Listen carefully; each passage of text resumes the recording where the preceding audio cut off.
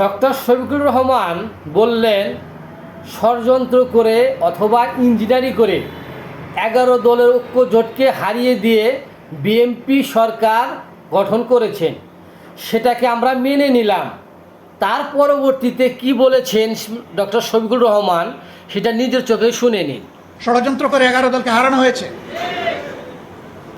তারপরে এই রায় কেন মেনে নিলাম?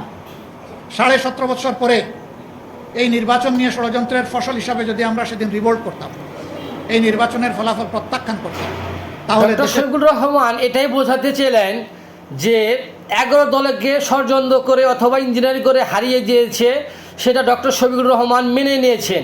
কিন্তু ডক্টর শফিকুর রহমান যদি, অর্থাৎ জামাত ইসলামী ঐক্য জোট, 11 দলীয় ঐক্য জোট যদি এই ষড়যন্ত্রটাকে মেনে না নিয়ে যদি আন্দোলনে নামতো, তাহলে এই বিএনপি সরকারের কি অবস্থা হতো? কারণ দীর্ঘ 17 বছর পর এই দেশে নির্বাচন হয়েছে, সেখানেও দুর্নীতি হয়েছে, তবু সেটা ডক্টর শফিকুর রহমান মেনে নিয়েছেন।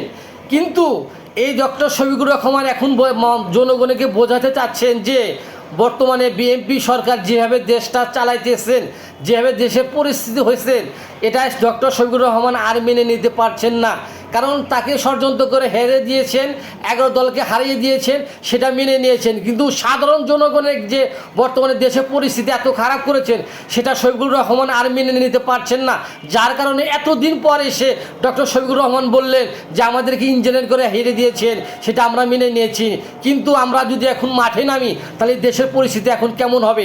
যার কারণে বিএনপি তারেক রহমানকে সতর্ক করে দিয়ে বলছেন শফিকুর রহমান যে আপনারা দেশের জনগণের মঙ্গলের জন্য কাজ করুন। দেশের যে পণ্যর দাম বাড়ছেন, গ্যাস তেল পাচ্ছেন না, এগুলার জন্য আপনারা দ্রুত কাজ করুন এবং দেশটাকে এগিয়ে নেওয়ার জন্য ডক্টর শফিকুর রহমান তারেক রহমানকে আহ্বান করেছেন, আপনারা দেশটাকে এগিয়ে নিয়ে যান, তাহলে দেশে আইন শৃঙ্খলা রক্ষাকারী বাহিনী এবং আমরা সবাই মোটামুটি ঠান্ডা হয়ে থাকব।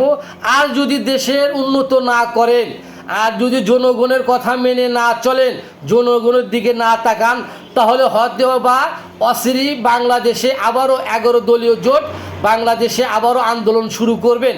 আর সেই আন্দোলন শুরু করলে কি হবে, বাকিটা আপনারা পরবর্তীতে বুঝতে পারবেন।